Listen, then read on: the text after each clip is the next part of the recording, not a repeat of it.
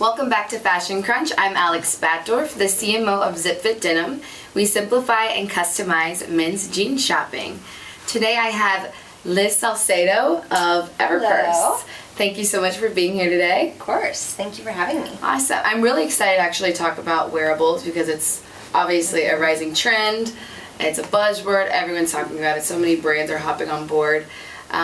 So first I wanted to get an idea of how you got started, a little bit about your background and what inspired you to start Everpurse. So Everpurse really just started as a personal project. I was working as a social worker in Chicago, driving around, and I wanted to develop the perfect accessory for myself. And I had problems charging, so it seemed a little natural to me to try to solve that problem, in my own do-it-yourself kind of project. So I thought, wouldn't it be really cool if I could charge my phone inside my purse? But if I was going to do that, I already don't remember to charge my phone, so it has to be done in a way that I don't have to remember to charge the purse. Yeah. So it was a little kind of a crazy idea at the time, but it was a great, fun project. We figured out how we could put it together, bought some off-the-shelf parts, we cracked them open, we customized them and wired them together, and I gutted a bag, put all the parts in there, and re-put in all the lining, and over the next couple of months I just played with it and saw what I liked, saw what I didn't like. And that's how I built the first one, and pretty soon I started seeing that there were all of these other women that wanted the same solution. Mm-hmm. And so they started giving me their bags. I would retrofit them and put tech inside, and I learned that way how to put technology into all types of different bags. And I figured out, one of the things that I loved about social work is empowering women and thinking through their goals for them and helping them achieve their goals. And that in many ways, this was a physical product that did the same thing. It allowed women to stop thinking so much about where am I going to find the next outlet and will I miss that phone call from my kid's school, and just focus on their goals, whether it be work or personal. I like the link from social work to Everpurse. That's awesome. Yeah, a lot of people think it's a totally different offshoot and how could I have ever gotten to this, but it really is that empowering women is the link for me. Awesome. And social work. So you came up with the idea for Everpurse while you were a social worker. Mm-hmm. How did you know where to get started? Did you have any background in developing technology prior to that? It's very interesting that you went from social work to technology. I didn't. I always, I loved my smartphone, but I didn't have any real training in technology. My husband, who's my co-founder, had some, but as a hobbyist, he didn't have any real educational training either, and so we did a lot of research. Read a lot online. We asked around people that knew better than us. But initially it was just, we like to say, we bootstrapped our brains. We had to figure it out on our own, and when it came to scaling, obviously, that's when we had to bring in advisors and mentors. That's awesome, though. I wish I could just, go and put something in my purse and develop myself. You can. It took a lot of tinkering and a lot of playing and a lot of, figuring it out, but trial and error. Love it.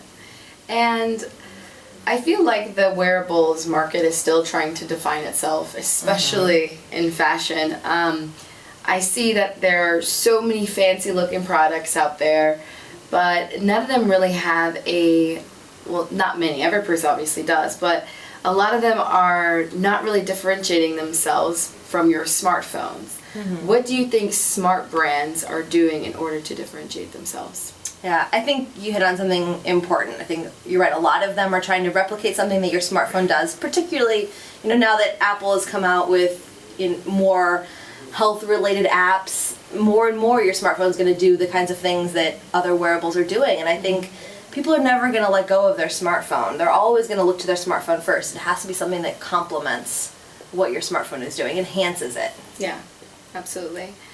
And what do you feel are the most promising brands or products out there for the wearables market? I think more and more we're going to see that the successful products are the ones that really put fashion first. Okay. Where the choice is, oh, that's a really cute watch, bracelet, purse, scarf, whatever it is. Mm-hmm. Oh, it does something extra cool. I'm really excited. Yeah. But if it's a tech decision first, then I think more and more we're going to see people choosing not to wear it, or choosing to wear it for a few weeks and then put it to the side because it doesn't match my outfit. So the ones that I'm most excited about, there's two that I think have done fashion pretty well, Ringley and Cuff. Both of them, they're still out for pre-sale, although I think Ringley is shipping now. Okay. But I think they've both taken an accessory that you already want to wear, a ring or a bracelet, and they've embedded tech inside. And when you look at it, it should look just like a regular piece of jewelry that you want to wear anyway. But it has a function. I think that's kind of the main thing, is like having the fashion and the function intertwine. I feel like that's where people are kind of just veering off, like they are kind of losing their way. And I keep reading so many predictions about the wearables market, especially for 2018, is that it's going to reach it's going to be a billion-dollar market. What do you see the wearables, or foresee the wearables market looking like in 2018? I think it's going to be more and more about the brands. I think Everpurse is definitely putting a much larger focus on B2B and partnering with brands and empowering them to put technology inside of their products. I think the ones that are going to be successful are the ones that take a fashion item and a tech item and put them together so that it's an entirely new product. We like to think about Everpurse as not just a bag or just a piece of tech. It's a bag that charges your phone. Yeah. It's something more than what it was before. And I think those are the ones going to be successful, not just maybe a battery pack that has a brand's label on it, but something that is truly embedding the technology in a product, and something that has the weight of the brand. Yeah. People have a lot of loyalty to their favorite brand, and they want to see a wearable with their brand stamp of approval. And it's what the consumer wants. You actually have a purse here today. Can we actually see this? Yeah. That's definitely something I'd wear.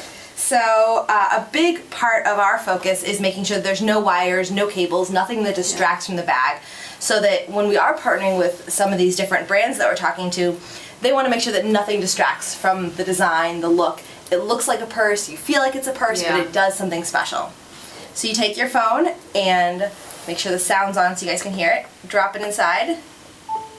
Ah, okay. And there it is charging. That's all you have to do. That's awesome. Yep, so it'll recharge your phone for 2 days, up to 4 days. We're working on a version now that'll keep you charged for 4 full days. So if you go on a short business trip, that's amazing. You don't ever have to worry about bringing your cable. Yeah, and you have something that charges the actual charger, correct? Yeah, so this bag then lays on a little small mat that you keep at home, and it wirelessly recharges the bag. Like Tesla? Do Teslas do that? Or like there's some smart cars that have like a little mat you go on. Yep, exactly. That's awesome, just for a purse. Cool. Exactly. So what can we expect to see from Everpurse in the next couple of years? You talked about going into B2B. Are you guys going to still be selling products, or are you just going to be mainly B2B? I think there will always be room for, some R&D and developing new products, maybe testing them out on our own. But we think that every purse should be an Everpurse. We'd love for you to be able to walk into your favorite brand and pick a bag with or without technology, but also move in other directions. We know that a purse is really powerful because most women already put their phones inside their bags when they go out. But men don't do that.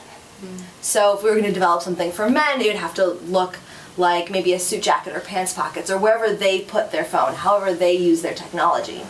So there's a lot of places where we can go outside of bags and look into other accessories and really rethink how we can take that accessory, embed it with technology, and make it something better than what it was before.